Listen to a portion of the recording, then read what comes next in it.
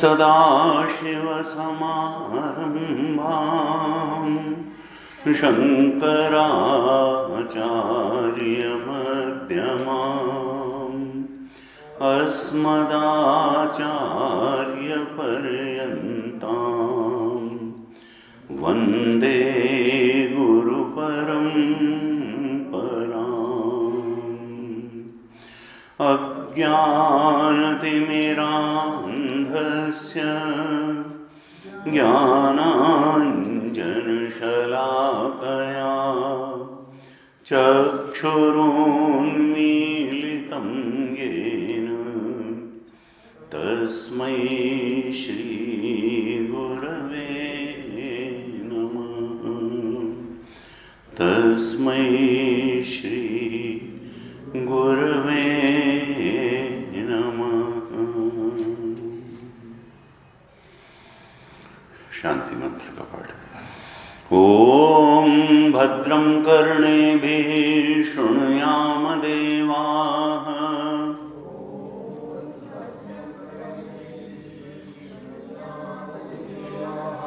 भद्रं पश्येमाक्षभिर्यजत्राः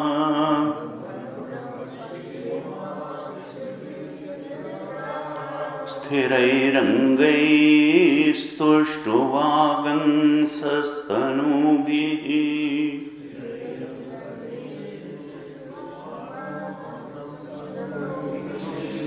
व्यशेम देवहितं यदायुः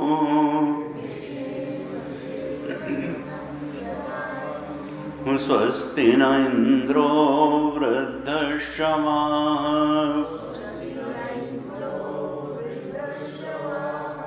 स्वस्ति नः पूषा विश्ववेदाः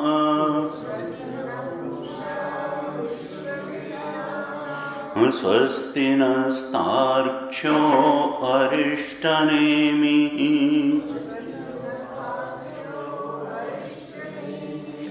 स्वस्ति नो बृहस्पतिर्दधातु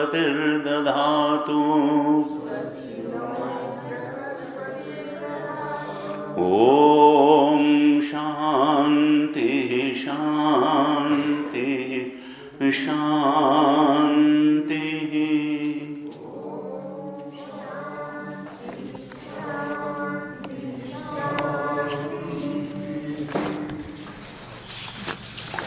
पहले मंत्र से सातवें मंत्र तक पाठ करते हैं। हरिः ओम ओम इत्येतदक्षरमिदगं सर्वं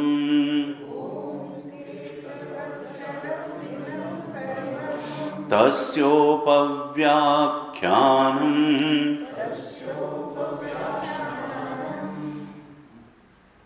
भूतं भवद्भविष्यदिति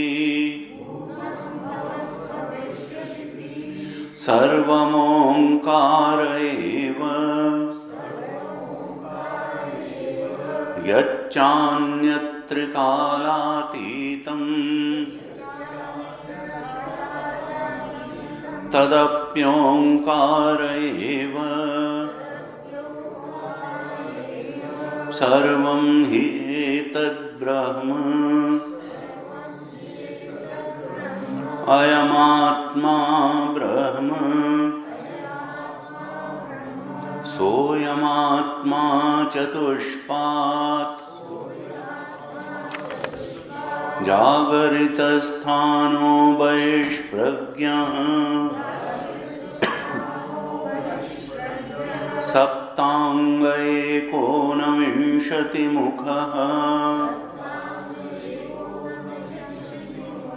स्थूलभुक्वैश्वानरः प्रथमः पादः स्वप्नस्थानोऽन्तः प्रज्ञः सप्तांग एकोनविंशतिमुखः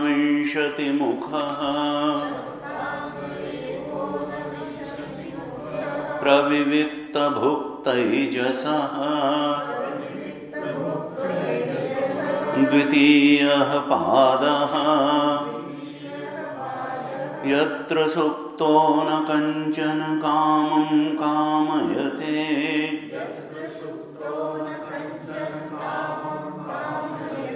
न कञ्चन स्वप्नं पश्यति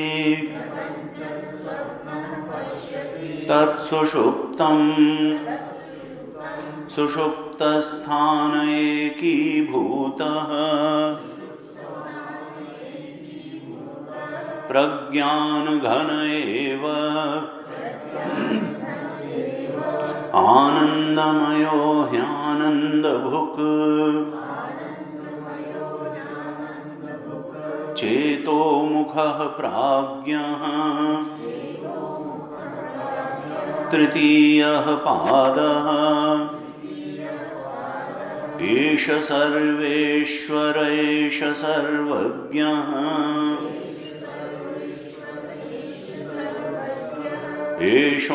एषोऽन्तर्यामी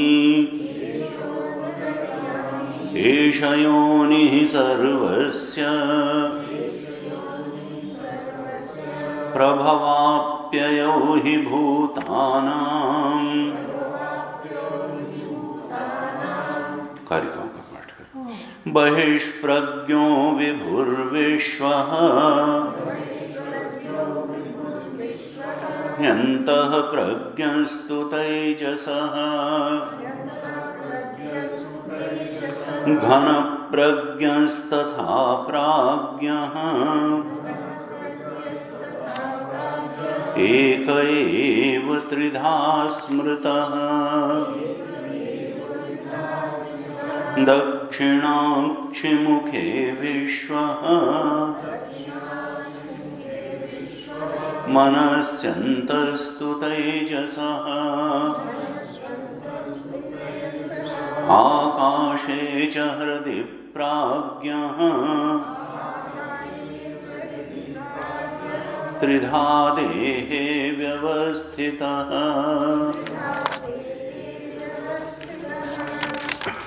विश्वो हि स्थूलभुङ्नित्यम्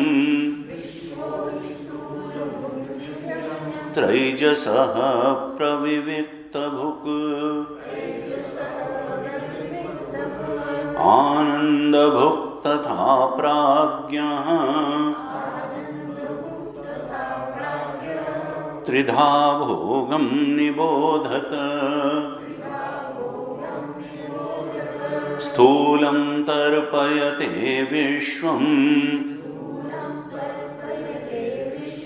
प्रविविक्तं तु तैजसम् आनन्दश्च तथा प्राज्ञम् त्रिधा तृप्तिं निबोधत त्रिषु धामसु यद्भोज्यम् भोक्तायश्च प्रकीर्तितः वेदैतदुभयं यस्तु स भुञ्जानो न लिप्यते। प्रभवः सर्वभावानां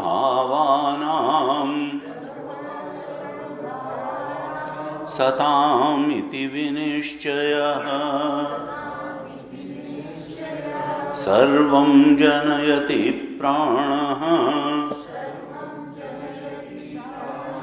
चेतोंशून् पुरुषः पृथक्। विभूतिं प्रसवं त्वन्ये मन्यन्ते सृष्टिचिन्तकाः। स्वप्नमायासरूपेति सृष्टिरन्यैर्विकल्पिता। इच्छामात्रं प्रभो सृष्टिः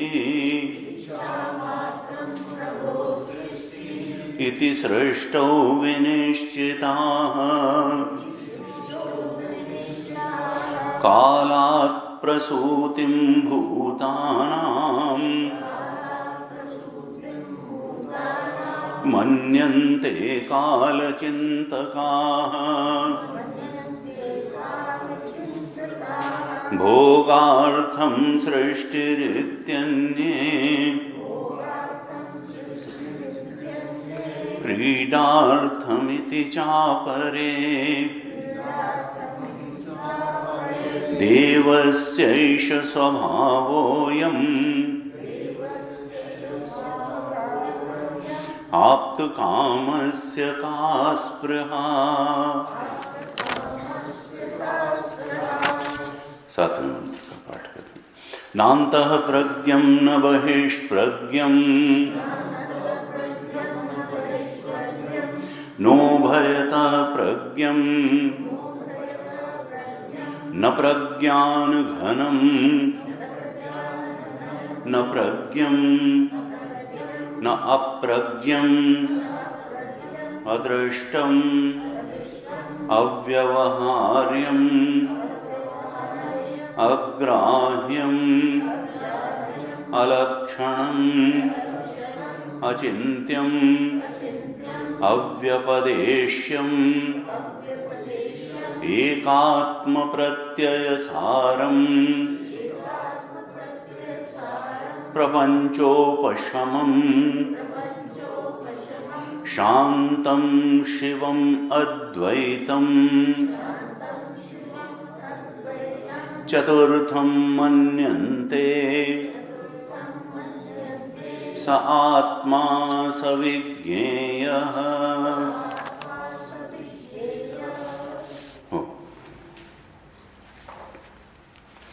सातवें मंत्र, सातवीं कारिका तक हमने कल विचार किया था।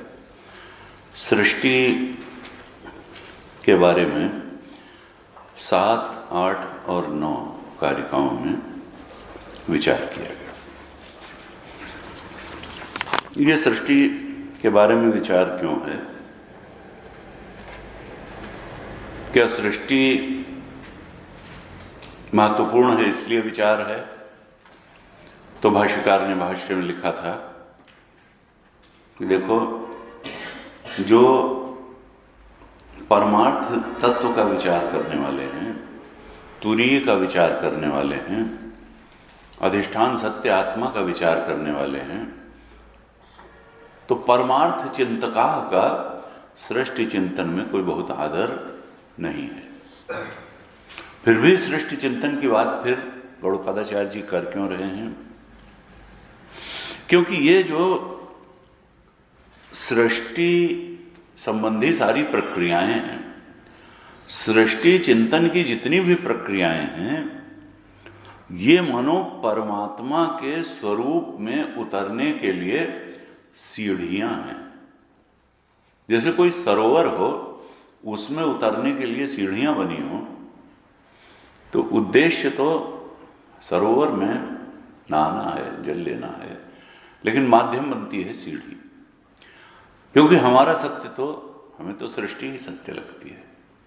इसलिए ये सृष्टि को सीढ़ी बना करके परमार्थ तक पहुंचने की बात होती है, इसलिए केवल सृष्टि का चिंतन किया जाता है। अन्यथा भाष्यकार ने, कल हमने भाष्य पढ़ा था 7वें मंत्र का अंतिम जो करीब करीब सेंटेंस है कि अतः तच्चिंतायाम एव आदरो मुमुक्षुणाम आर्याणाम न, जो आर्य हैं अर्थात विद्वान हैं, मुमुक्षुणाम हैं। अब गुरु जी कहते देखो, लोग जबरदस्ती आर्य और द्रविड़ का जो है झगड़ा पैदा करते हैं कि हम नॉर्थ इंडियन जो हैं वो आर्य हैं और दक्षिण वाले द्रविड़ हैं, और शंकराचार्य जी तो दक्षिण के ही थे। और उन्होंने क्या, मुमुक्षुणाम आर्याणाम, दोनों शब्द लिखे हैं कि मुमुक्षु को उन्होंने क्या कहा, आर्य, मुमुक्षुणाम आर्याणाम। 7वें मंत्र के भाष्य की आखिरी से ऊपर वाली लाइन, अतः चिंतायाम एव आदरो मुमुक्षूणाम आर्याणाम न निष्प्रयोजनायाम सृष्टौ आदर इत्यतः। क्यों मुमुक्षुणाम आर्याणाम जो हैं उनका सृष्टि के चिंतन में आदर नहीं होता, उनका तो तुरीय परमार्थ तत्व के चिंतन में ही आदर होता है, क्योंकि सृष्टि जो है निष्प्रयोजनायाम, ये तो निष्प्रयोजन ही है, इसका कोई प्रयोजन वगैरह नहीं है। और यही बात अभी सृष्टि चिंतन की जो भी 5, 6, 7 ये विधियां 7, 8, 9 कारिकाओं में बताई हैं, उससे बाद में निकल करके आने वाली है। तो 7वें मंत्र में कहा था, 7वीं कारिका में कहा था कि विभूतिम प्रसवं त्वन्ये मन्यन्ते सृष्टि चिंतका। कुछ लोग ये मानते हैं कि जो ये सृष्टि है ये भगवान का की विभूति है, ऐश्वर्य ख्यापन है, भगवान के ऐश्वर्य का प्रदर्शन है। और वो फिर क्या तर्क देते हैं कि भाई चमत्कार को नमस्कार होता है। शंकराचार्य, रामानुजाचार्य जो बड़े बड़े त्यागी वैरागी सन्यासी कहे जाते हैं, और आप जरा उनके रहने और चलने का तरीका देखिए। चांदी का जो है कुर्सी डाली जाएगी, तब तक वो बैठे रहेंगे, नहीं तो गाड़ी के ही अंदर, फिर चमड़ डुलाया जाएगा, फिर ऐसे लाया जाएगा, फिर कोई जो है साधारण आदमी तो ऐसा सोच भी नहीं सकता है। और वो हैं कैसे, त्यागी सन्यासी वैरागी सब छोड़े हुए, और ऐश्वर्य। अब वो अपना जस्टिफिकेशन क्या देते हैं कि भाई ये इसलिए इतने ऐश्वर्य के साथ रहते हैं कि जिससे लोगों की इनमें श्रद्धा हो। ऐश्वर्य खापन से लोगों की श्रद्धा होती है। कहते इसी तरह से ये सृष्टि भी परमात्मा का ऐश्वर्य। परमात्मा को कोई जरूरत नहीं है ऐश्वर्य का, वो तो त्यागी वो तो सब कुछ के परे है। लेकिन भक्तों को अपनी तरफ आकर्षित करने के लिए, लोगों को अपनी तरफ आकर्षित करने के लिए ऐश्वर्य ख्यापन करते हैं कि भाई सोचो कि इस बाग का कोई मालिक भी है, बाग में ही खुश मत हो जाओ और दुखी भी मत हो जाओ। संतों ने कहा कि देखो सबसे बड़ी चीज है तुम्हारी अपनी आत्मा, सबसे बड़ी चीज है अहम रूप में अनुभव होने वाली तुम्हारी आत्मा। लेकिन तुम इस अहम को इदम पर न्योछावर कर देते हो, दृश्य पर दृष्टा को न्योछावर कर देते हो और फिर खुद ही दुखी हो जाते हो। उस गलत जगह न्योछावर हो जाने के कारण दुखी हो जाते हो। खुद ही दुखी नहीं हो जाते, औरों को भी दुखी कर देते हो। और जो सबसे कीमती चीज इस अस्तित्व में है, तुम्हारा अपना आत्मा अहम, उसको नहीं पहचान पाते।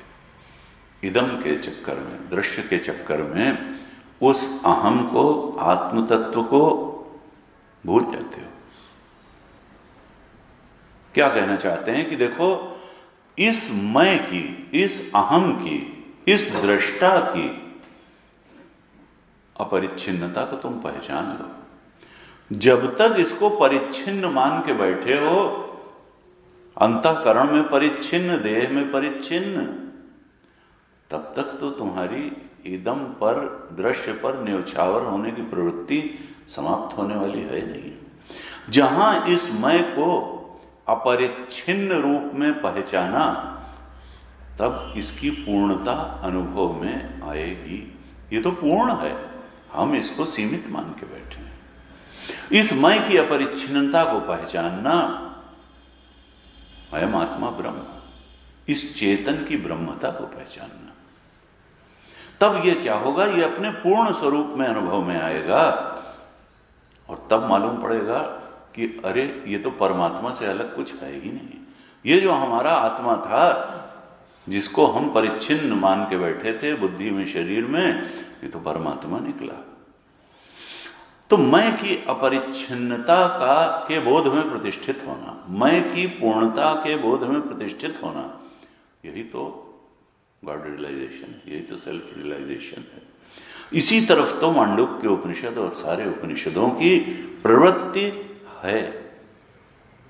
और एक बार अगर ऐसा हो गया तो फिर व्यक्ति ततो न विजुगुप्सते, ईशावास्य में, किससे घृणा करेगा, किससे झूठ बोलेगा, किससे बेईमानी करेगा।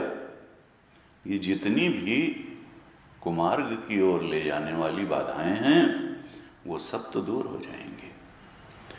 केवल एक शुद्ध आत्मा ही सत्य के रूप में बचेगा और जीवन को भी शुद्ध कर देगा।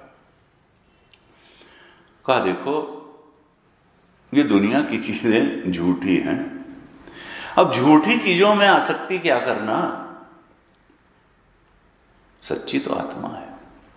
झूठी चीजों की आसक्ति में सच्ची आत्मा को संकट में डालना, यह कहीं की बुद्धिमानी नहीं है। झूठी चीजों की आसक्ति में हम अपनी आत्मा को बहुत तरह से संकट में डाल देते हैं, दुखी कर देते हैं। कहा देखो, यथार्थ सृष्टि का भी समझ लो और यथार्थ आत्मा का भी समझ लो, तो सृष्टि मिथ्या ही निकलेगी और आत्मा सत्य ही निकलेगा। कल भी हमने चर्चा की थी। कहा स्वप्न माया स्वरूपेति, ये सृष्टि कैसी है, कुछ लोग कहते हैं ये स्वप्न और माया स्वरूपा है। स्वप्न और माया का सारूप्य है इसका। जैसे स्वप्न है वैसे ही जागृत की सृष्टि है, कोई बहुत भेद नहीं है दोनों में। माइक है, माइक का मतलब कल हमने जादूगरी, जादूगरी है वह नहीं, अवस्तु रूप है। यहां तात्विक रूप से ये वस्तु कुछ नहीं, वस्तु तो आत्मा है, तत्व तो आत्मा है। ये यहां तत्व रूप से कुछ नहीं है, ये प्रतीति मात्र ही है। ये सर्पस्थानी है, रज्जु स्थानी यहां आत्मा ही है।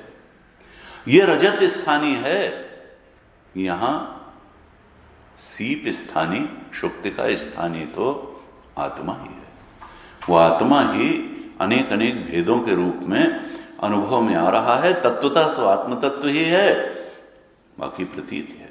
ये विषय हो, इंद्रिय हो, मन हो, बुद्धि हो, सब माया रूप ही हैं। संसार के विषय, उनको ग्रहण करने वाली इंद्रियां, उनको सुख और दुख के रूप में अनुभव करने वाला मन, मान और अपमान है नहीं, ये सब जानने वाली बुद्धि, ये सब माया स्वरूपा है सब माइक। तत्वतः तो आत्मा है। तो कहा भाई देखो, ये बात समझ करके माया से अलग हो जाओ। अलग होने का मतलब ये है, बौद्धिक रूप से समझ लो कि ये सत्य नहीं है, सत्य तो आत्मा है। राग द्वेष ऐसा समझते ही फिर राग द्वेष का कोई अवसर नहीं रह जाएगा। जब तुम जान लोगे कि माया प्रतीति मात्र है, मायावी ही सच्चा है, आत्मा ही सच्ची है, माया तो स्वप्न तुल्य है। तुलसी बाबा ने कहा यद्यपि असत्य देत दुख है तो असत्य। यही विधि जग हरि आश्रित रही, रजत सीप महाभास जिमे जथा भानु कर बारी, यद्यपि मृषा त्यों काल सोई भ्रम न सके कोठारी। ये जगत और परमात्मा का रिलेशन कैसा है? जैसे चांदी और सीप का है, जैसे जल और मरीचिका का है। यही विधि जग हरि आश्रित रही, यद्यपि असत्य देत दुख है तो असत्य, लेकिन बहुत दुख देने में समर्थ है। हम सोचते हैं सुख देने में समर्थ है, संतों ने कहा दुख देने में, क्योंकि वो तो अभी पीछे खड़ा है सुख के दुख। जा सुकृपा स भ्रम मिट जाई, गिरिजा सोई कृपालु रघुराई। भक्ति का मार्ग होता है कि भाई किसी भी तरह से हो बढ़ो, उस सत्य की तरफ बढ़ो, परमात्मा तत्व आत्म तत्व की तरफ बढ़ो, तब जो है ये माया कट जाएगी। कठोपनिषद में कहा उठो जागो, और जो तुमसे पहले जाग चुके हैं, जो बोध प्राप्त संत हैं, उनकी शरण में जाओ।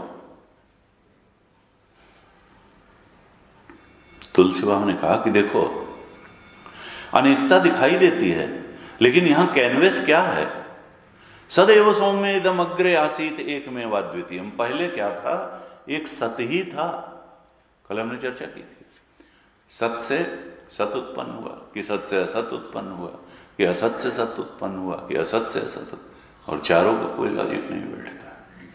पहले क्या था? शास्त्र प्रमाण से छांदोग्य उपनिषद कहा सदैव सौम्य इदम अग्रे आसीत। ये जो इदम इदम करके हमको मालूम पड़ती है सृष्टि, इसके पहले एक सत ही था, और वो एक और अद्वितीय था। एकम एव अद्वितीयम, एक और अद्वितीय था, सत था।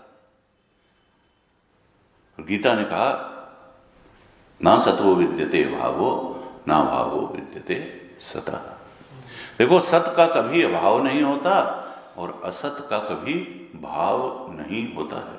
अर्थात असत अगर तुमको भावपूर्ण ढंग से मालूम पड़ रहा है तो तुम मालूम पड़ रहा है, तुम्हारे मालूम पड़ने में गड़बड़ होगी, वो अभाव है उसका, है वह नहीं है तो सत ही। ना असत विद्यते भाव, प्रारंभ दूसरे अध्याय में। असत का कभी भाव नहीं होता है, असत का कभी। अगर आत्मा नहीं दिखाई दे रहा है तो देखो उसका अभाव कभी नहीं है, परमात्मा का अभाव कभी नहीं। जो सदैव इदम अग्रे था अभी भी वही है तत्व रूप में, बाकी प्रतीति रूप में ही है, सर्वस्थानी है। तुलसी बाबा ने कहा देखो शून्य भित्ति पर चित्र रंग नहीं, तन बिन लिखा चितेरे। ये कैनवस जो है वो शून्य है, कुछ उस पर है वह नहीं, एक सत है। लिखने वाला कोई, बनाने वाला चित्रकार, उसका कोई शरीर नहीं है, रंग भी नहीं है, तूलिका भी नहीं है, और इतना सब हो गया। तुलसीदास यह चिद विलास जग बूझत बूझत बूझे। है तो चिद विलास, लेकिन लगता है जड़ विलास है। तो कहा देखो ये कुछ लोग कहते हैं कि विभूति है, और कुछ लोग कहते हैं स्वप्न और माया स्वरूपा है। ऐसे कुछ चिंतकों ने इस सृष्टि के बारे में मत बताए। अब कहा कि कुछ लोग कहते हैं कि भाई ये जो सृष्टि है ये निष्प्रयोजन कैसे है? भाई ये जो है ये कर्म का परिणाम है। कर्म का परिणाम, क्योंकि जीव को कर्म करता है तो भोग के लिए तो करता है। अभी 9वें मंत्र में ये और विस्तार से आएगा ये प्रकरण, तो हम देखते हैं। 8वें मंत्र में क्या कहा? 8वें कारिका में कहते हैं इच्छा मात्रम प्रभो सृष्टि इति सृष्टौ विनिश्चिता। ये सृष्टि भगवान की इच्छा मात्र है, कुछ लोग ऐसा निश्चित करते हैं, कालात् प्रसूतिम भूतानाम मन्यन्ते काल चिंतका। और कुछ जो काल चिंतक हैं यानी ज्योतिषी लोग हैं, ज्योतिषी लोग हर चीज का काल के हिसाब से गणना कर देते हैं कि देखो हर चीज का नियंता काल है। जब समय आता है तो फूल खिल जाते हैं, जब समय आता है तो आम में बौर आ जाती है, जब समय आता है तो सर्दी आ जाती है, जब समय आता है तो गर्मी आ जाती है, बरसात आ जाती है। तो काल में सृष्टि बनती बिगड़ती रहती है, काल ही सृष्टि का नियामक है।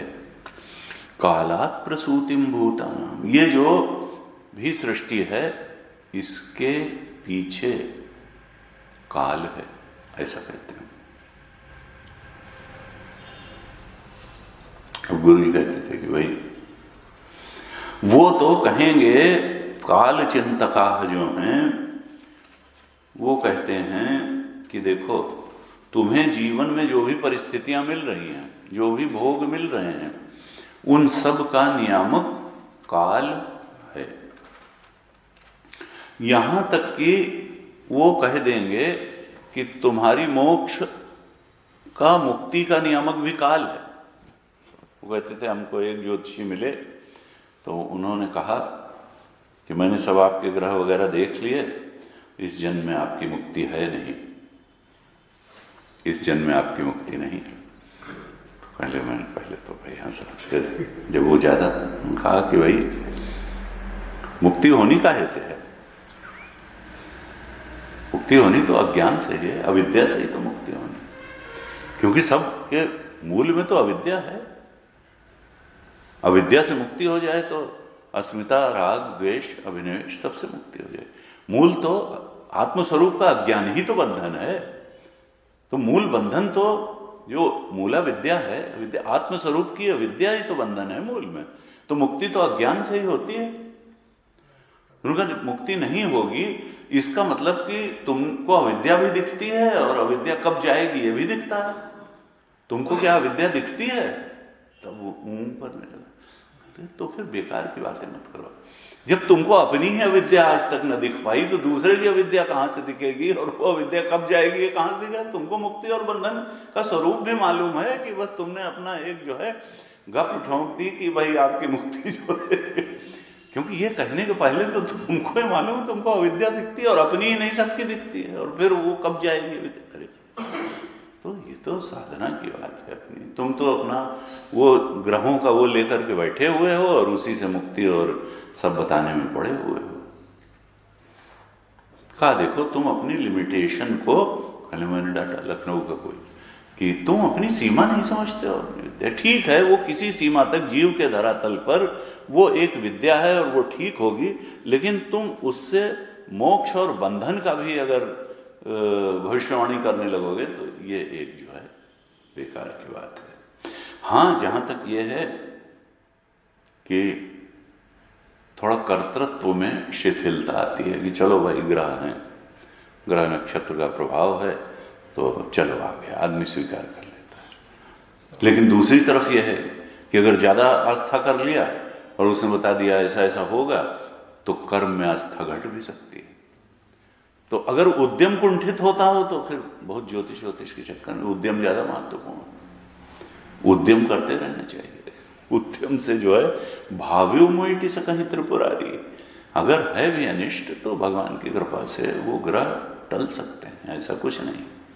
और उन्होंने कहा भाई मैंने तो जितना देखा कि आज तक कोई ऐसा मुझे नहीं मिला जिसके किसी समय 9 के 9 ग्रह प्रसन्न रहते हों। हर समय ज्योतिषी के पास जाओगे तो 2-3 ग्रह रूठे हुए हैं, ये बात जरूर बता देगा तुमको। 9 ग्रह आज तक किसी के प्रसन्न हुए नहीं। वो कहते हैं वो ज्योतिषी के हिसाब से, ज्योतिष के चाहे जितने ग्रह मिला करके विवाह करो, महीने में 2-3 दिन ऐसे आते हैं, 4 दिन, जब पति और पत्नी के ग्रह एक दूसरे से रूठ जाते हैं। तो निश्चित रूप से कुछ जो है इधर उधर होना है। तो ये ज्योतिष के चक्कर में जो है तो पढ़ना नहीं तो कुछ ना कुछ खटपट होती ही रहेगी। और फिर वो कहेगा कपड़ा इस रंग का पहनो, अंगूठी बदलो और ये करो और ये नग पहनो और वो करो। तो ये जो है आध्यात्मिक दृष्टि से ये काल चिंतकाह जो हैं ये अपना करते रहेंगे, लेकिन इनका बहुत कुछ जो है उसमें महत्व नहीं है। सृष्टि का चिंतन वो काल के ही बेसिस पे करते रहेंगे। फिर किसी ने कहा इच्छा मात्रम प्रभो सृष्टि, ये सृष्टि जो है प्रभु की इच्छा मात्र है। भक्ति वाले ऐसा मानते हैं। भक्ति संप्रदाय वाले सृष्टि को झूठ ही नहीं मानते हैं, वो भगवान को भी सत्य मानते हैं, भगवान की माया को भी सत्य मानते हैं, दोनों को सत्य मानते हैं। अद्वैत वेदांतियों की तरह से वो ये नहीं कहते कि माया का मतलब जो है ही नहीं या सर्पवत रज्जु सर्पवत है, ऐसा नहीं है। माया भी सच्ची है, भगवान की सब चीज सच्ची है। भगवान, ये जगत भी सच्चा है, भगवान भी सच्चे हैं और हम भी सच्चे हैं, हमारी भक्ति भी सच्ची है। और फिर भक्ति करते रहना, जब तक जीवन है यहाँ भक्ति करेंगे, फिर कृष्ण की भक्ति वाले गोलोक जाकर के उनके साथ रहेंगे, भक्ति करेंगे। राम जी वाले साकेत जाकर के भक्ति करेंगे, और शंकर जी वाले कैलाश जाके भक्ति करेंगे, और विष्णु जी वाले जो है वो वैकुंठ जाकर के भक्ति करेंगे। तो उनकी मुक्ति का स्वरूप और भक्ति का ये रहता। कहा इच्छा मात्रम प्रभु सृष्टि। भक्ति संप्रदाय क्या मानता है कि प्रभु ने इच्छा मात्र से ही ये सृष्टि कर दी। तुलसी भगवान ने कहा कि संग सहाय न दूजा, वो भी मानते हैं उपनिषद को कि सदैव सौम्य इदम, वो परमात्मा ही था सत, और संग सहाय न दूजा, उसने जो है कोई उसके पास और उपादान कारण तो था नहीं, कुम्हार और मिट्टी की तरह से तो था नहीं कि एक इफिशिएंट काज है, एक मटेरियल काज है, वो तो खुद ही था। तो उसने कैसे करेगा, वो कहीं मिट्टी इस तरह से पंचभूत थोड़ा लाएगा, वो तो इच्छा मात्र, उसके संकल्प से ही सृष्टि हो गई। प्रभु के संकल्प में ही इतनी शक्ति थी, उसके प्रभु के संकल्प को न किसी पदार्थ की आवश्यकता थी, न किसी क्रिया की आवश्यकता थी। भाष्यकार ने भाष्य लिखा, कहा इच्छा मात्रम प्रभो सत्य संकल्पत्वात् सृष्टि घटादि संकल्पना मात्रम न संकल्पना अतिरिक्तम। घट और मिट्टी की तरह से नहीं बनाई, उसके संकल्प में ही इतनी शक्ति थी कि उसमें उसको न किसी पदार्थ की अपेक्षा थी, न किसी क्रिया की अपेक्षा थी। बस उसने विचार किया, संकल्प किया और सृष्टि हो गई। और उपनिषदों में इस प्रकार के वाक्य भी मिलते हैं। स एकाकी न रमत, अकेले उसको अच्छा नहीं लगा, एकाकी न रमत, तो उसने सृष्टि बनाई। स एकाकी न रमत, सा इक्षत, उसने ईक्षण किया, उसने ऐसा विचार किया और सृष्टि हो गई। स मिथुनम उत्पादयत, उसने रई और प्राण का जोड़ा उत्पन्न किया। उसने सोचा एको हम बहुत श्यामा, ये सब उपनिषद कहेगा, मैं एक हूं अनेक हो जाऊं, और हो गया। इस प्रकार से तमाम बातें हैं। सो कामयत, उसने कामना की।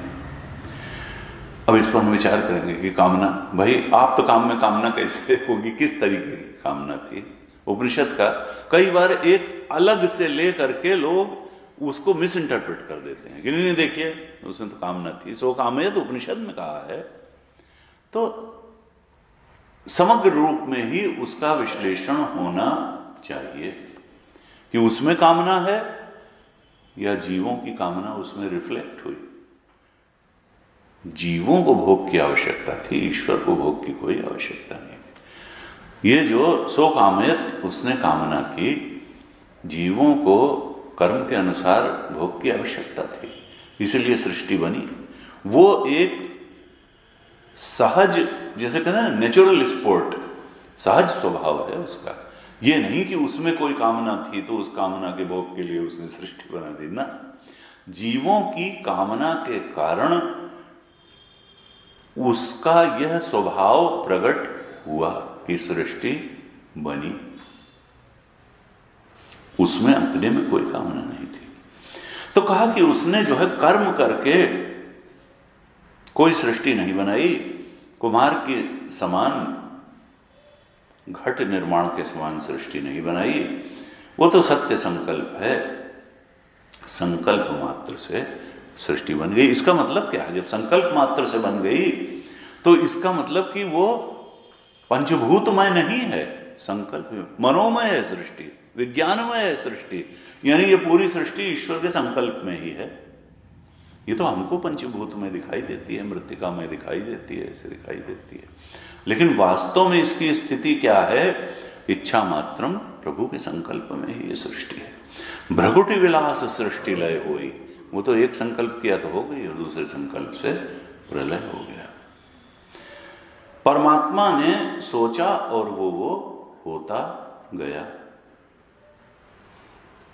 इस तरह से कहा इच्छा मात्रम प्रभु सृष्टि। भगवान ने अर्जुन से कहा गीता में कि देखो, ये मत सोचो कि तुम ही सब कुछ करने वाले हो, करने वाला तो मैं हूं। तुम ये सोच रहे हो कि तुम इनको मार दोगे तो ये मर जाएंगे, तुम नहीं मारोगे तो ये नहीं मरेंगे, और ये अरे देखो मैंने पहले से ही सबको मार रखा है। निमित्त मात्रम भव सव्यसाचिन, तुम तो तस्मात् त्वम उत्तिष्ठ यशो लभस्व, तुम तो बस उठो और यश के भागी हो जाओ। मारने का काम तुम नहीं, वो सब काम तो मैं ही कर रहा हूं, तुम केवल यश के भागी बन जाओगे। तुमने मारा है, मैं तो पहले ही मार चुका हूं। मयैव निहितान हितान, मैं उनको सबको पहले ही मार चुका हूं। तब उन्होंने देखा कोई दाढ़ में फंसा है, कोई यहां फंसा है, कोई मुंह में। तो निमित्त मात्रम भव सव्यसाचिन, यहां भी यही है कि असली कर्ता तो वो है, महाकर्ता वो है, तुम भी उसके माध्यम बन जाओ। ऐसे जो है कुछ कुछ बातें जीव के धरातल पर ऐसा नहीं है, ये सारी बातें कहीं ना कहीं अपील भी करती हैं, लेकिन फिर भी परमार्थ क्या है उस पर ध्यान दिलाने के लिए गौड़पादाचार्य जी सृष्टि विषयक इन सब जो विकल्प हैं उन पर थोड़ा सा हमको विचार करा रहे हैं। तो ये कहा 8वें मंत्र में 2 दृष्टियां दी कि इच्छा मात्रम प्रभु सृष्टि, इच्छा मात्र है, संकल्प मात्र है प्रभु का, और कुछ काल चिंतका कहते हैं कि काल ही इसके पीछे है। काल स्वभाव निहिते इच्छा, ऐसे शास्त्र में आता है कि काल स्वभाव, ईश्वर का स्वभाव है, काल के कारण सृष्टि हुई, ईश्वर का स्वभाव है, नियति है, ऐसी इच्छा हुई। कहते हैं कि एक बार शनिचर विष्णु जी के पीछे पड़ गया। विष्णु जी के पीछे पड़ा, उसने कहा भाई सबके जीवन में 2 बार कहते हैं 7.5 आती है, कहते हैं 50 साल बाद आती है, 40 साल बाद आती है, तो करीब 2 बार सबके जीवन में 7.5 आती है। और 7.5 ऐसा कहते हैं कि अनिष्ट करा देती है, और बड़ी बड़ी ग्रह शांति वगैरह लोग कराते हैं वैसे। तो विष्णु जी पर भी 7.5 लगी। तो शनिचर कहा भाई अब आप भगवान है, बात दूसरी, लेकिन हमारा भी अपना धर्म है, और अब तो 7.5 तो आपके है। उन्होंने कहा मैं भगवान हूँ, मेरे ऊपर कोई 7.5 वगैरह नहीं। उसने नहीं, भगवान भगवान ठीक है, लेकिन अब हमारा भी तो अपना, उनका हम देखेंगे। तब उन्होंने कहा कि हम ऐसा रूप धारण कर लेंगे कि ये जान ही न पावे कि हम हैं कहाँ, लगेगा कहाँ से हमारे पीछे। तब उन्होंने हयग्रीव अवतार ले लिया, घोड़ा बन गए, घोड़ा बन गए, और उसका वो भी था कि उनको वेद का संरक्षण करना था। हयग्रीव अवतार ले लिया, और उसके बाद में फिर वहां से आए और शनिचर से कहा कि देखा 7.5 हम तो हयग्रीव बन गए, उतनी देर कहाँ लगी। उन्होंने कहा उसी वजह से तो हमको बड़ा है कि आपको घोड़ा बनना पड़ा और घास खानी पड़ी, और हम तो बहुत थोड़े में ही छोड़ देते हम तो बहुत थोड़े में ही आपको छोड़ देते, ये आप तो कुछ ज़्यादा ही लग गई आपने, घोड़ा भी बने, ये किया वो किया, तो 7.5 तो है। तो ऐसे ऐसे जो है काल चिंतका कि भाई वो तो हो गई।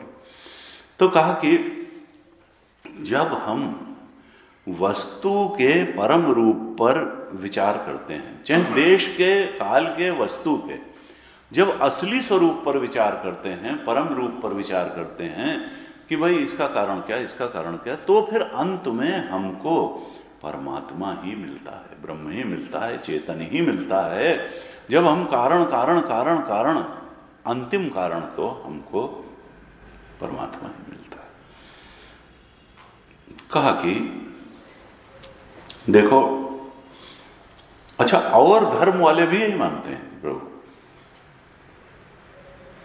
बाइबल और कुरान भी यही कहती कि भाई परमात्मा ने कहा कुन, हो जा और हो गया।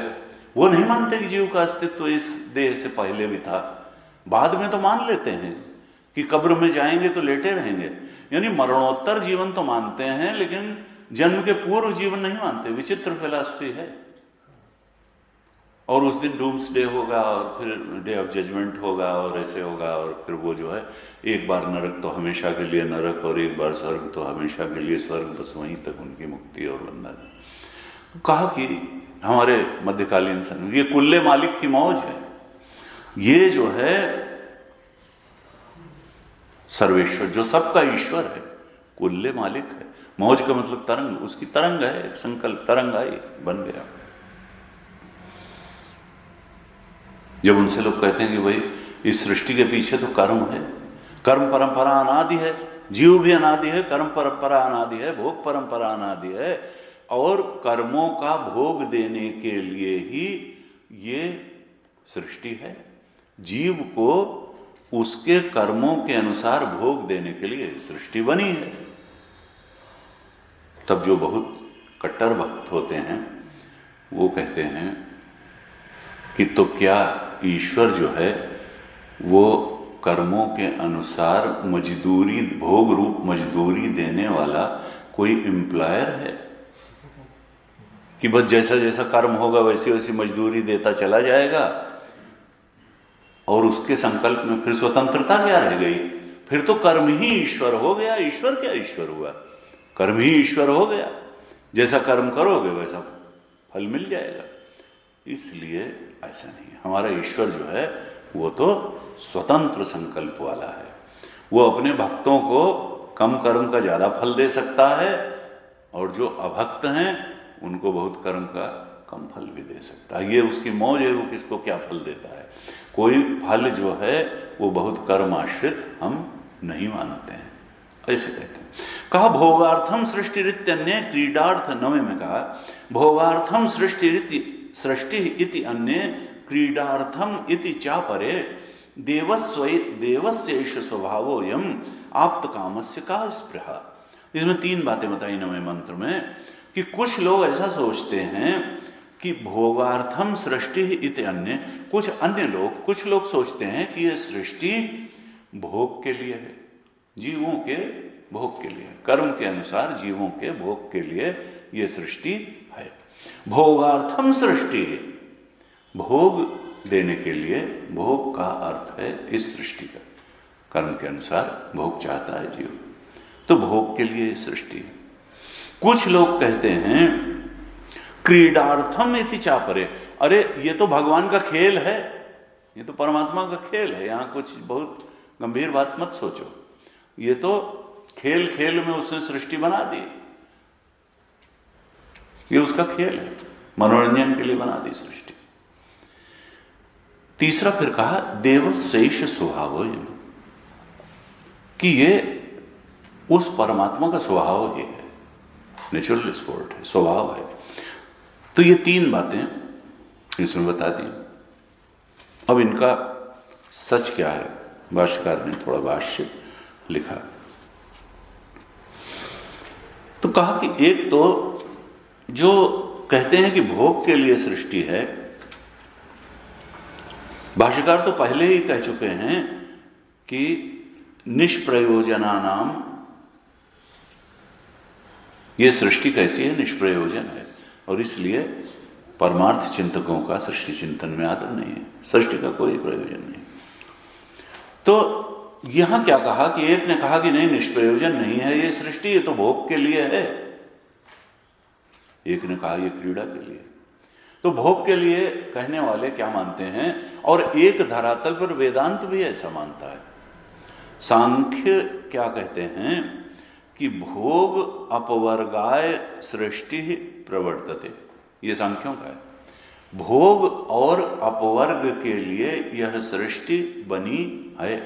भोग अपवर्गाय सृष्टि प्रवर्तते, भोग और अपवर्ग के लिए यह सृष्टि बनी है।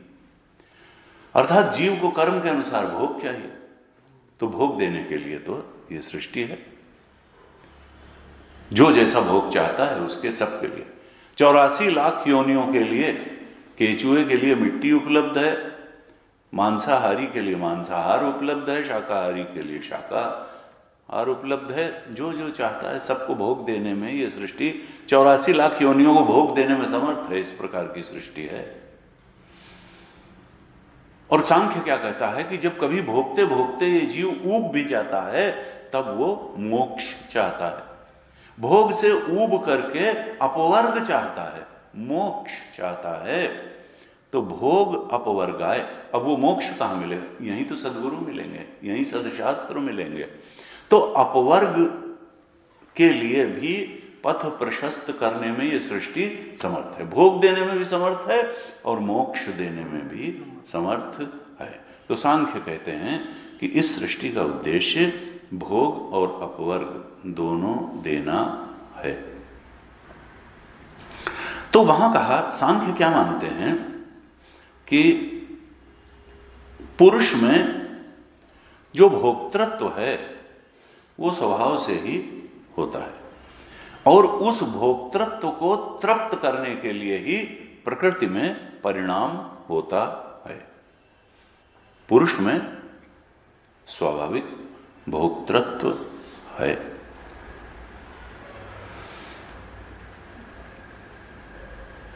गीता में क्या कहा कि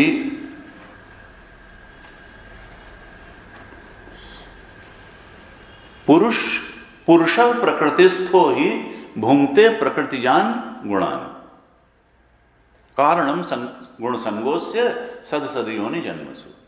13वें अध्याय में कहा, पुरुष प्रकृतिस्थो ही भुंक्ते प्रकृतिजान गुणान।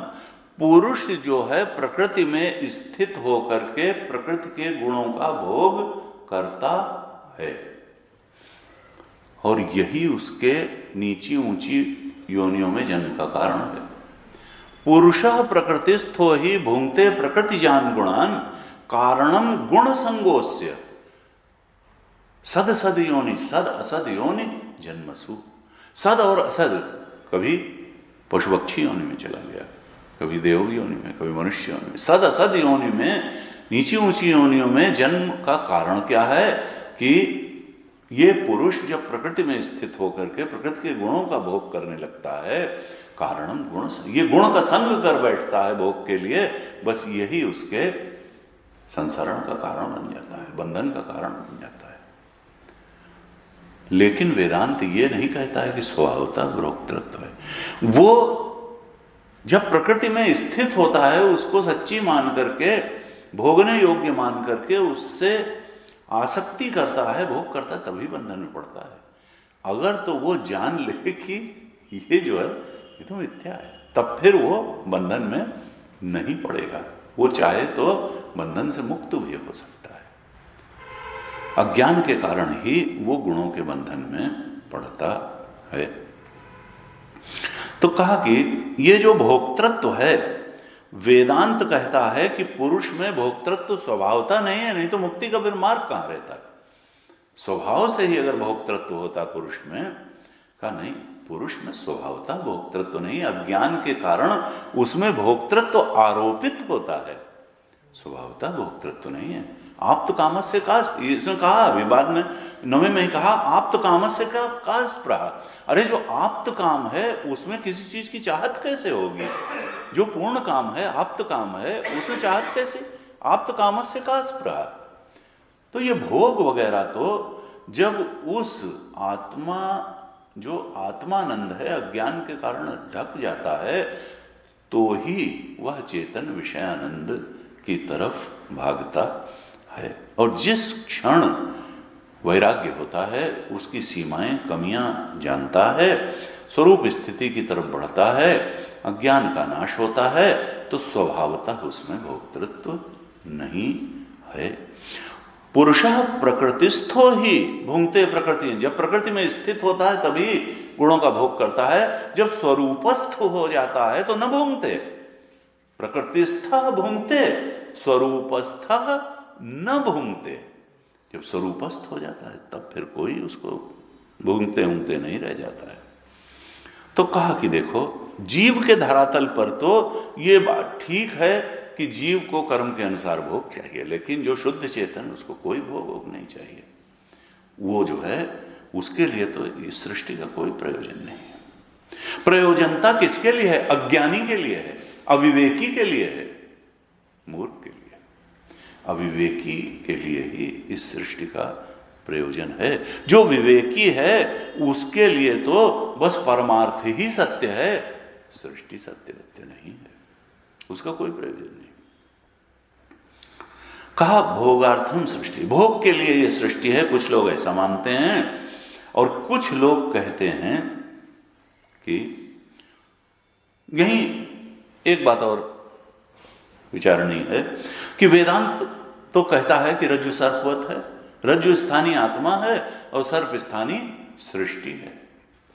अब अगर ये कहें कि भाई कर्म का फल है समष्टि, व्यष्टि जीव का के कर्म का फल है व्यष्टि की परिस्थितियां, भोग की परिस्थितियां, भोग के उपादान व्यष्टि के कर्म का फल है, और ये इतनी बड़ी जो आकाश बना, वायु बनी, जो समष्टि पंचभूत बने, ये किसके कर्म का? तो कहा ये समष्टि जीवों के कर्म का फल है कि भाई ये चाहिए, ऐसा एक प्लेस चाहिए जहां इस प्रकार के पंचभूत हों, ऐसा सब सिस्टम हो, तो वही तो भोग हो पाएगा।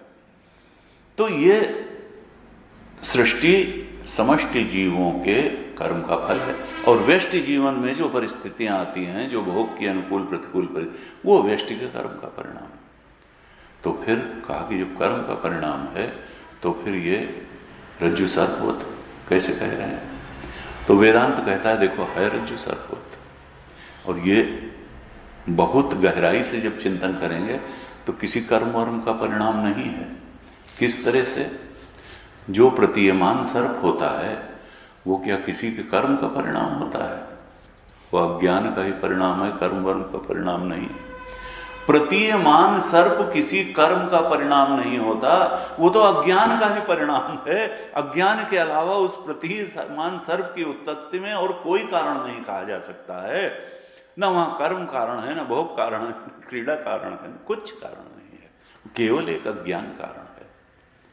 इसलिए ये सृष्टि अगर सर्प स्थानीय है तो इसका कारण आत्मस्वरूप के अज्ञान के अलावा कुछ नहीं, चाहे वो समष्टि सृष्टि हो या व्यष्टि सृष्टि हो। ये सब एक्सप्लेनेशन है जीव के धरातल पर, लेकिन परमार्थ दृष्टि से देखेंगे तो कुछ कारण वारण नहीं, केवल अज्ञान ही है जिसके कारण ये सृष्टि है। और है वह क्या? प्रतीयमान सर्प कहीं है थोड़ा, प्रतीति है, किसी कर्म का परिणाम प्रतीयमान सर्प नहीं होता। अज्ञानी को ही रस्सी सर्प के स्वभाव वाली दिखती है, वास्तव में वहां कोई सर्प वगैरह नहीं है, वो किसी कर्म का परिणाम नहीं है। अविद्याग्रस्त व्यक्ति को जो आप्त काम भगवान हैं वो सृष्टि के स्वभाव वाले दिखते हैं, वहां पर है तो परमात्मा ही। वेदांत सार में कहा ये अविद्या क्या है? कहा ये जो है अविद्या भी ये अनिर्वाच्य है, इसका भी कोई भूत निर्वचन नहीं किया जा सकता है। स्वाभाविकी अनिर्वाच्य अनादि अविद्या, ऐसे कहा। स्वाभाविकी है, अनिर्वाच्य है, अनादि है, ये अविद्या। ये 3 क्लास लगाए। ये अविद्या कैसी है? स्वाभाविकी है, अनिर्वाच्य है और अनादि है। स्वाभाविकी, अनिर्वाच्य, अनादि अविद्या। अनादि है, कोई इसका काल में आप नहीं कि किस समय हुई होगी, अनादि है। हमने पहले भी चर्चा की कि अविद्या हमेशा अनादि ही होती है। हिंदी जानते हैं? हाँ जानते हैं। अंग्रेजी जानते हैं? जानते हैं। जर्मन नहीं जानते। कब से नहीं जानते? इररिलेवेंट क्वेश्चन, हमेशा से नहीं जानते। स्कूटर चलाना जानते हैं, हाँ, गाड़ी चलाना जानते हैं, हवाई जहाज उड़ाना जानते हैं, नहीं। कब से नहीं जानते? अरे भाई हमेशा से नहीं जानते, तो क्या हमेशा ही नहीं? नहीं नहीं, अगर सीख लेंगे तो फिर अविद्या नष्ट भी हो जाएगी, ऐसा थोड़ा है।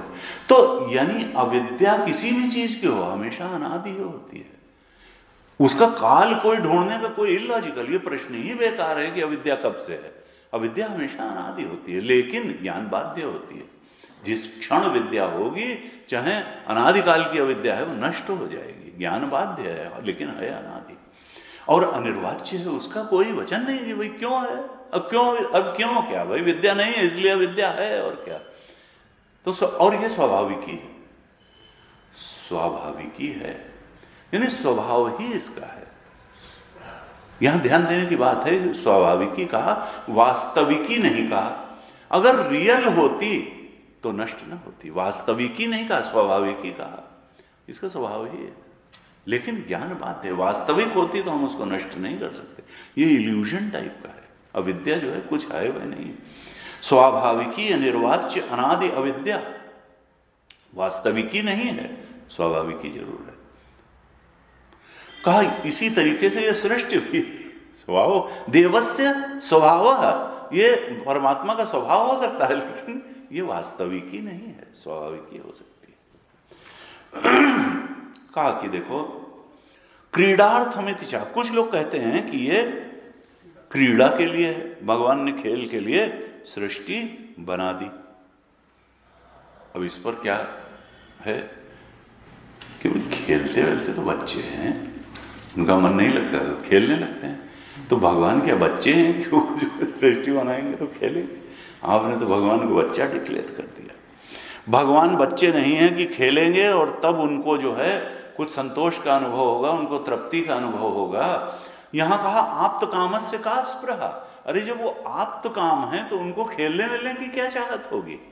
आप्त कामस्य का स्पृहा, उनको किस चीज की स्पृहा नहीं है, वो तो आप्त काम है। उनके लिए ये बात कहना कि वो खेलने के लिए उन्होंने सृष्टि बनाई, ये बिल्कुल जो है इलॉजिकल है। इसलिए ये क्रीडार्थमिति चापरे, भगवान ने खेल के लिए सृष्टि बनाई, इस बात को भी स्वीकार करने का बहुत तर्क दिखाई नहीं देता, क्योंकि इसके लिए तो भगवान में अपूर्णता माननी पड़ेगी, अतृप्ति माननी पड़ेगी कि तृप्ति के लिए उन्होंने क्रीड़ा के लिए सृष्टि बनाई कि खेल के तृप्ति पा जाएंगे ना। वो तो आप्त काम है, वो तो पूर्ण है, उनमें अपूर्णता है ही नहीं जो सृष्टि को बना के वो पूर्णता का अनुभव करेंगे। तो कहा ये सब क्या है? ये सब सर्वस्थानी है। जो सिद्ध वस्तु है, स्वतः सिद्ध वस्तु है, वो तो केवल चेतन ही है। इस प्रकार से ये विभिन्न जो मत हैं सृष्टि के बारे में, ये 7, 8, 9 श्लोकों में बताए कि ये भोग के लिए है, ये क्रीड़ा के लिए है, इच्छा मात्र है, ये काल इस सृष्टि के पीछे है, स्वभाव है, विभूति है और स्वप्न माया स्वरूपा है। लेकिन अंत में क्या कहा नवी कारिका में कि आत्म काम से का स्पृहा, जो आप्त काम है, जो पूर्ण काम है, जिसमें कोई कामना नहीं, कोई चाहत नहीं है, उसको किसी चीज की चाहत होगी कैसे? और ये आप्त कामता कह के गौड़पादाचार्य जी 4 पर तो सीधे सीधे चोट कर देते हैं कि जो आप्त काम होगा उसको ऐश्वर्य खापन की क्या जरूरत होगी, विभूति दिखाने की क्या जरूरत होगी? जो विभूति दिखा करके कोई तृप्ति पाना चाहता है, इसलिए कहता है कि भाई ये तो विभूति के ऊपर चोट की आप्त कामता कह करके इच्छा मात्रम प्रभो सृष्टि, इच्छा पर चोट की, जो आप्त काम होगा उसमें इच्छा कहां से होगी? और भोगार्थम सृष्टि, भोग पर भी चोट की आप्त काम करे, उसको भोग के लिए क्यों सृष्टि करेगा जो आप्त काम होगा? क्यों विभूति दिखाने के लिए सृष्टि करेगा? उसमें सृष्टि की इच्छा क्यों होगी? क्यों भोग के लिए सृष्टि करेगा और क्यों क्रीड़ा के लिए सृष्टि करेगा? आप्त काम कामस्य का स्पृहा, नवी कारिका के अंत में ये लिख करके कि आप्त कामस्य का स्पृहा, सीधे सीधे चार बातों को तो नकार ही दिया कि विभूति की जब आप्त काम है तो विभूति के लिए सृष्टि है, इसका कोई अवसर नहीं है। इच्छा के लिए सृष्टि है ये भी नहीं, भोग के लिए सृष्टि है और पीड़ा के लिए सृष्टि है, इसका भी कोई अर्थ नहीं है। सातवें मंत्र में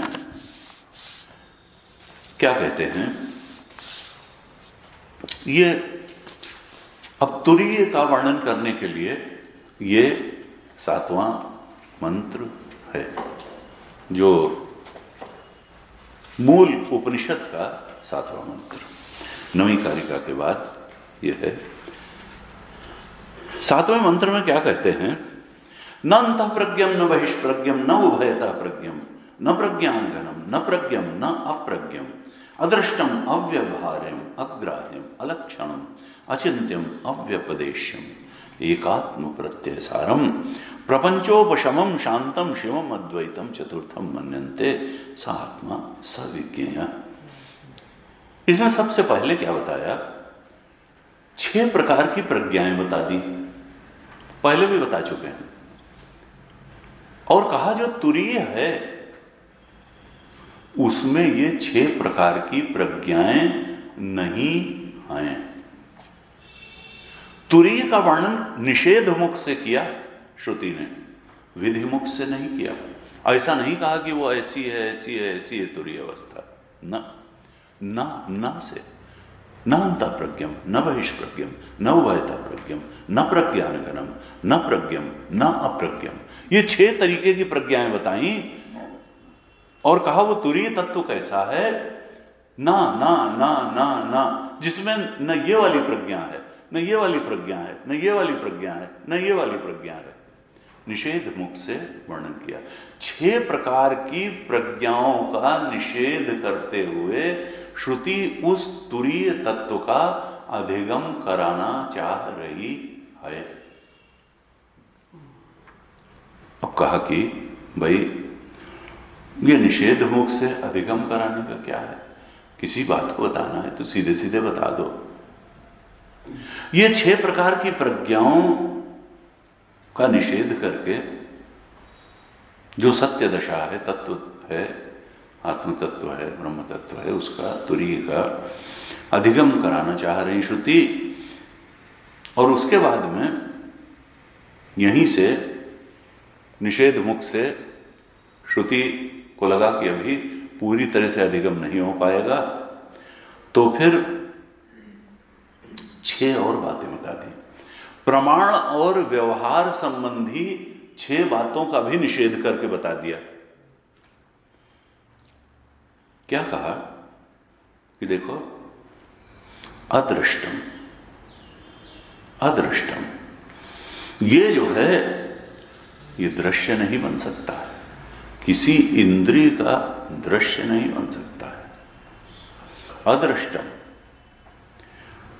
और अव्यवहार, इंद्रियों का जो दृश्य नहीं तो उससे व्यवहार कहां से हो पाएगा, अव्यवहार्यम, व्यवहार नहीं किया जा सकता है, उससे व्यवहार नहीं किया जा सकता है, उसको देखा या अनुभव नहीं किया जा सकता है। जैसे हम इंद्रिय मन से चीजों को अनुभव कर लेते हैं, जैसे कर्म इंद्रियों से हम व्यवहार कर लेते हैं, इस तरह से उसके साथ व्यवहार नहीं किया जा सकता है। और कहा अग्राह्यम, वो ग्रहण भी जैसे हाथ से चीजों को ग्रहण कर लेते हैं, इस तरह से ग्रहण भी नहीं किया जा सकता है, अग्राह्यम। और कहा उसका लक्षण भी कोई नहीं है कि हम उस क्योंकि लक्षण प्रमाणाभ्याम वस्तु सिद्धि, ऐसे कहा जाता है, लक्षण हो और प्रमाण हो तो वस्तु की सिद्धि होती है। अब उन्होंने कहा कि उसका अलक्षण, उसका तो कोई लक्षण ही नहीं है, अलक्षणम। अब जब लक्षण ही नहीं है तो उसके बारे में सोचेंगे कैसे, कहा अचिंत्यम। जब लक्षण पे ही तो विचार करके मालूम पड़ता है, अचिंत्यम वो चिंतन के परे है। जब लक्षण ही नहीं है तो उसके बारे में सोचा भी नहीं जा सकता है, यानी अनुमान प्रमाण से भी उसको नहीं, न तो प्रत्यक्ष प्रमाण से जाना जा सकता है, अदृश्यम है, अव्यवहार्यम है। और लक्षण भी नहीं है तो सोचा भी नहीं, यानी अनुमान प्रमाण से भी नहीं जान सकते। तो अलक्षण, अचिंत्यम, लक्षण ही नहीं है, इसलिए सोचा भी नहीं जा सकता है, अनुमान भी नहीं किया जा सकता है, अचिंत्यम है।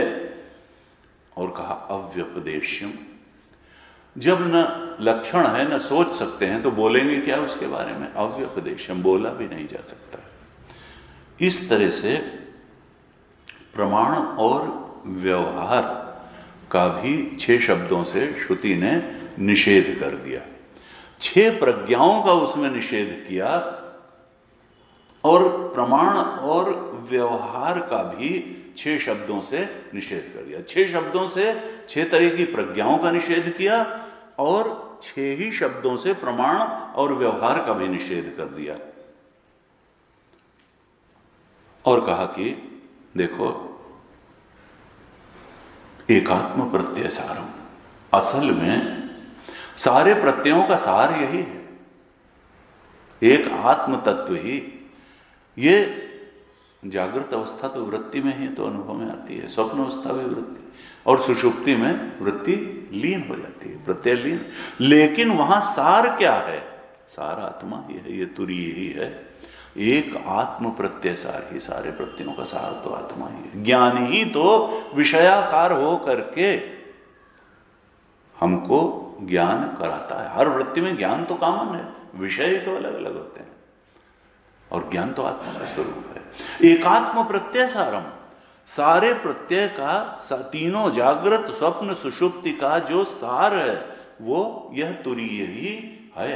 अर्थात ये मत मान लेना कि जो जागृत में नहीं है वो तुरीय है, जो स्वप्न में नहीं है वो तुरीय है, जो सुषुप्ति में नहीं है वो तुरीय है। न ये व्यभिचरित नहीं होता है, ये तो सबका अधिष्ठान है, ये तो सब में गया हुआ है। इसका व्यभिचार, जब हम जागृत कहेंगे वहां भी तुरीय है, स्वप्न कहेंगे तो भी तुरीय है, सुषुप्ति कहेंगे तो भी तुरीय है। ये एकात्म प्रत्यय सारम है, सबका सार यही है। जागृत अवस्था का भी सार यही है, स्वप्न अवस्था का भी सार यही है, सुषुप्ति का भी सार यही है, और तीनों का अधिष्ठान है, सार यही है। सार इसके अलावा कुछ नहीं, प्रतीति है और सब। एकात्म प्रत्यय सारम, ये तुरीय जो है यही सार है। और जब इसका बोध हो जाता है, जब इसकी अधिष्ठानता का ज्ञान हो जाता है, जब तीनों अवस्थाओं में ही इसकी अधिष्ठानता का ज्ञान हो जाता है कि ये तीनों अवस्थाओं का अधिष्ठान है और अवस्थाएं नर हैं, तब भी ये है, ये उनमें भी है और उनके परे भी है। तब क्या होता है? प्रपंचोपशमम, तब सारे प्रपंच का उपशम हो जाता है। तब जागृत अवस्था की भी कलई खुल जाती है, स्वप्न की भी कलई खुल जाती है और सुषुप्ति की भी कलई खुल जाती है कि ये सब मायिक हैं। ये जो जागृत का प्रपंच है, जो स्वप्न का प्रपंच है, सुषुप्ति का प्रपंच है, इसका उपशम हो जाता है, ये शांत हो जाता है। एक तुरी तत्व ही के सत्य का बोध हो जाता है। और वो फिर कैसा है? सारा बखेड़ा तो प्रपंच में ही है, इन 3 अवस्थाओं में ही है, माया में ही है। प्रपंच का उपशम होते ही वह शांत तुरीय अवस्था में ही अवस्थिति हो जाती है, वो अधिष्ठान ही बोध में आ जाता है। और वो कैसा है? वो शांत तुरीय अवस्था, वो शिवम है, वो कल्याणकारी है, वही कल्याणकारी है, बाकी कुछ कल्याणकारी नहीं। वो शांत है, वो शिवम है, कल्याणकारी है, और वो अद्वैत है।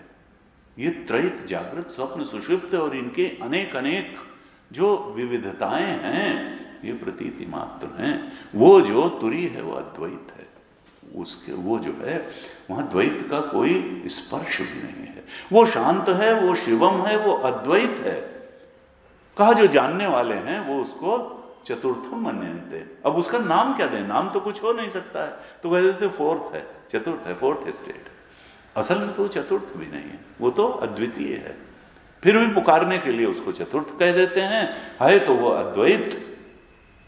कहा चतुर्थम मन्यन्ते, और इसी को आत्मा भी कहते हैं। सा आत्मा, वही आत्मा है, वही सार है, वही अधिष्ठान है, वही तुरी है, सविज्ञेय, और विशेष रूप से जानने योग्य यही है।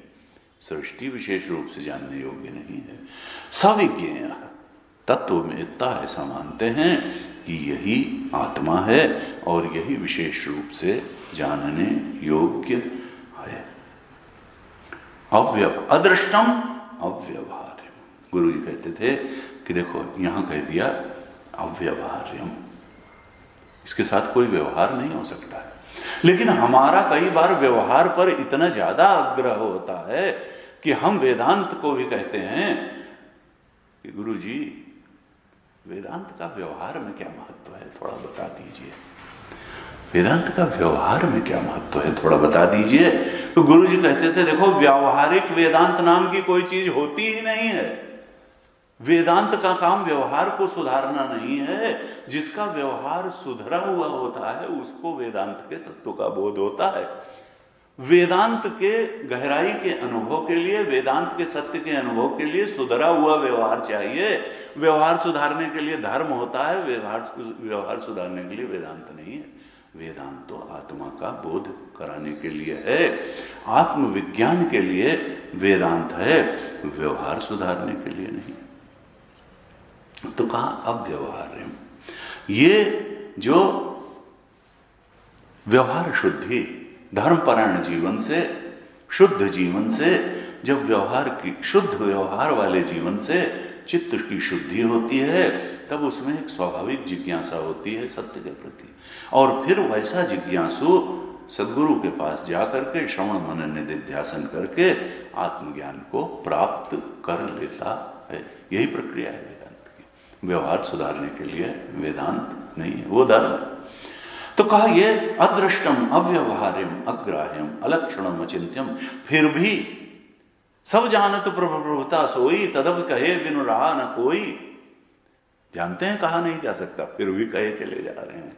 क्यों कहे चले जा रहे हैं? क्योंकि विधि मुख से तो उसका बोध कराया नहीं जा सकता है, इसलिए निषेध मुख से श्रुति उसका बोध कराने का प्रयास कर रही है। क्योंकि विधि मुख से उसके बारे में कोई शब्द के अतीत है, शब्दातीत है, इसलिए निषेध मुख से 6 प्रज्ञाओं का निषेध करके, 6 प्रकार के प्रमाण व्यवहार का निषेध करके श्रुति उसका बोध कराने का प्रयास कर रही है।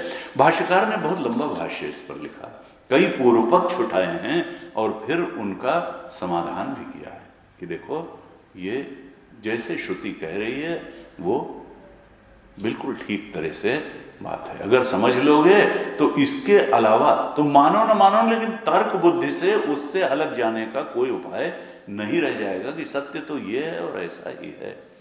तर्क से कोई रास्ता बचेगा नहीं। गौड़पादाचार्य ने कारिकाएं भी लिखी, हम इस पर आगे चर्चा करते हैं। ओम पूर्णमदः पूर्णमिदं पूर्णात् पूर्णमुदच्यते पूर्णस्य पूर्णमादाय पूर्णमेवावशिष्यते।